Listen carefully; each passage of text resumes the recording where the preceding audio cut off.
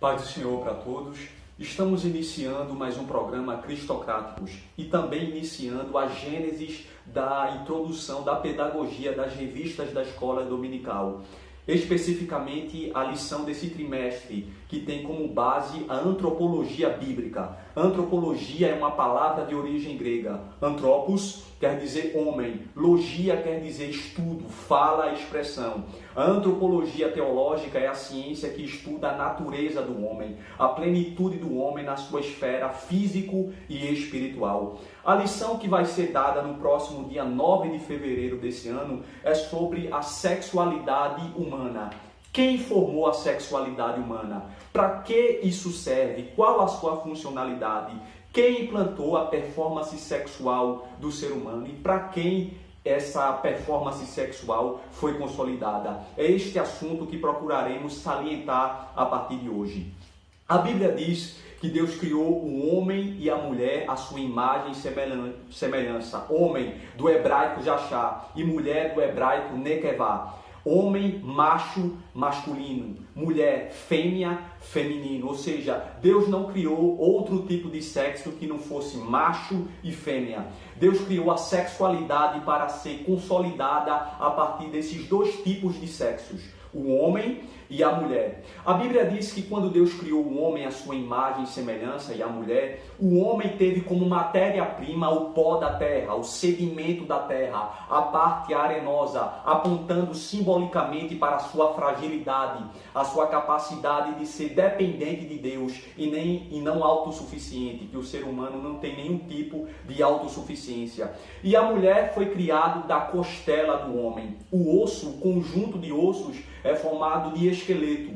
O esqueleto é a formação sólida que ergue a matéria, a massificação física do homem. Isso aponta simbolicamente para o papel da mulher na vida do homem. A mulher é a base do homem, é a estrutura que administra a vida do homem. A costela faz parte de um grupo de ossos chamado de tórax, que protege dois grandes órgãos vitais para o corpo humano, o coração e os pulmões. Daí já aponta para o grande significado do que é a mulher para o homem. A mulher, ela é a base vital do homem. Ela tem a capacidade de ter uma consistência psicológica e emocional mais significativa do que o homem, até porque ela é a base do homem, ela é a estrutura que fortifica o homem.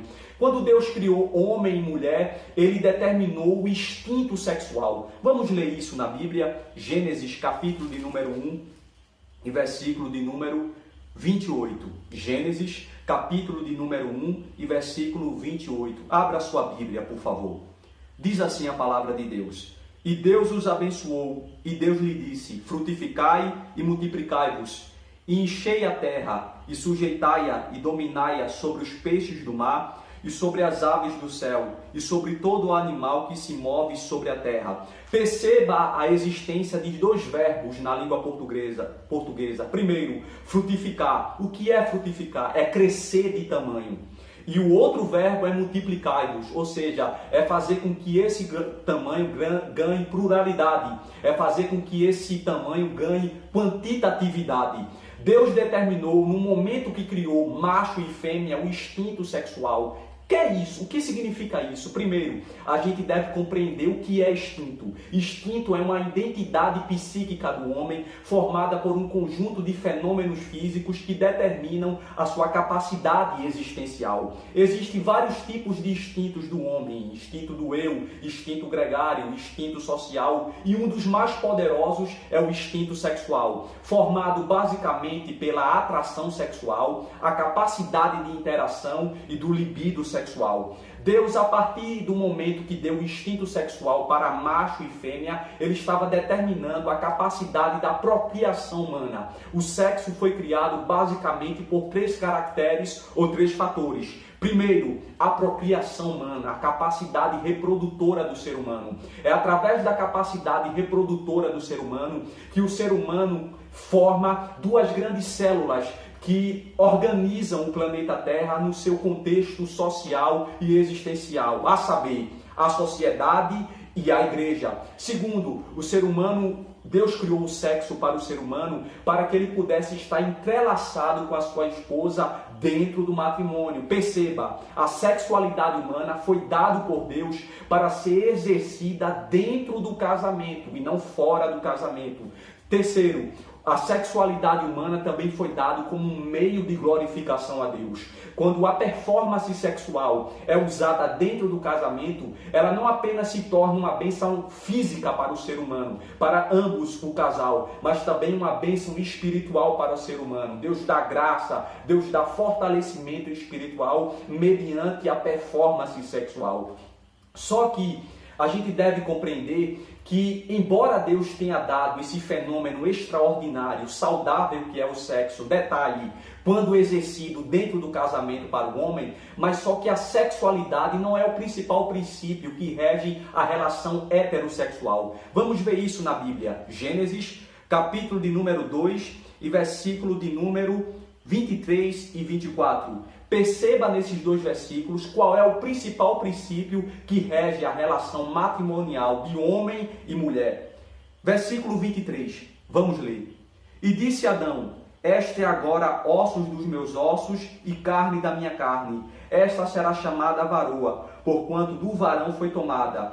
Portanto deixará o varão o seu pai e a sua mãe, e apegar-se-á sua mulher, e serão ambos uma carne. A sexualidade é importante para a vida matrimonial, mas ela não é o principal princípio que rege a relação heterossexual de um casal, mas sim o princípio da unidade, e a sexualidade é ratificada através desse princípio de unidade, da uniformidade conjugal. O que é que esse princípio mostra? Que o casal, para que ele possa ter sucesso na sua vida matrimonial, ele deve estar entrelaçado, intrínseco, a partir de uma mesma harmonia intelectual, comportamental e espiritual. Portanto, o principal princípio do casamento é o companheirismo entre ambos o casal. Quando Deus criou a mulher, ele disse: vamos criar alguém que seja idônea para o homem, uma companheira. E por que Deus ele viu essa necessidade de criar uma mulher para o homem? Porque Deus percebeu que o homem estava só. Que tipo de solidão é essa? Dois tipos de solidão percebe-se nesse contexto. Primeiro, a solidão intrapsíquica, aquela que está no interior do ser humano, aquela que é introspectiva.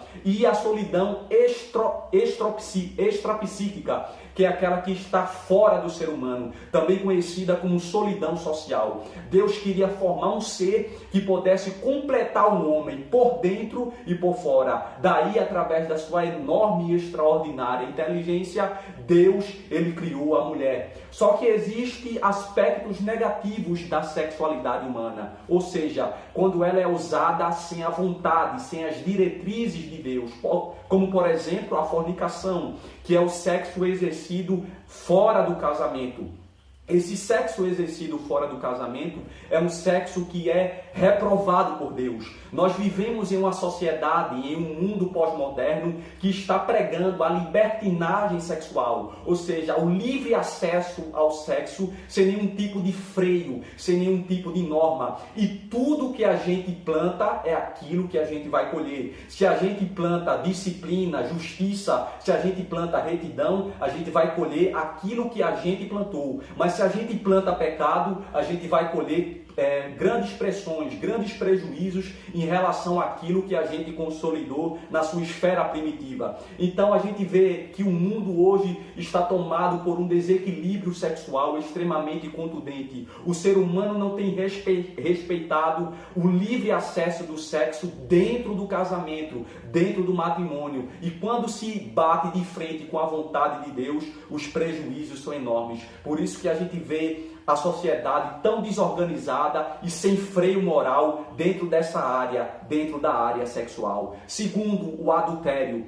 O adultério, que é o sexo produzido por ambos o casal, em uma forma de traição, de ter uma nova pessoa, um segundo par, que não esteja dentro do casamento, também é pecado diante de Deus. Na lei, na Torá, na lei mosaica, antes da graça, Quem era pego no pleno ato de adultério, sendo homem ou mulher, era apedrejado. A gente vê um caso desse na Bíblia, no capítulo 8 de João. Só que estamos na era da graça, mas isso não quer dizer que a legalidade da lei se perdeu. O ministério da lei foi abolido, mas a legalidade da lei ainda existe, porque nada que vem de Deus perde a sua legalidade, nada que vem de Deus perde a sua significação. Então, se eu peco no ato de adultério, eu não estou pecando simplesmente contra Deus, eu estou pecando também contra a sua constituição divina, que diz que o ato do adultério é pecado. Outro princípio sexual errôneo que tem tomado fortes ares na sociedade odierna é a ideologia de gênero.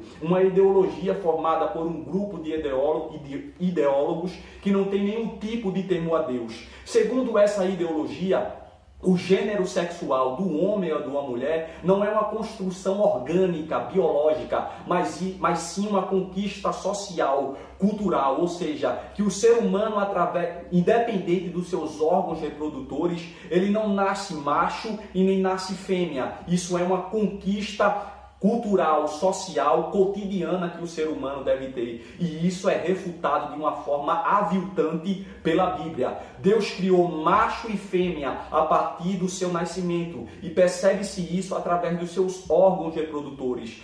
O gênero sexual não é uma conquista diária. A gente nasce com o nosso gênero sexual, sabendo que nós somos, a partir do nosso nascimento, se somos macho e se somos fêmea. Portanto, o sexo ou a sexualidade humana foi algo criado por Deus. É um produto divino para unir ambos, o casal, homem e mulher, a partir de uma mesma sintonia física e espiritual. Por que espiritual? Porque quando é exercida dentro do casamento, isso se torna também uma bênção espiritual para a sua vida.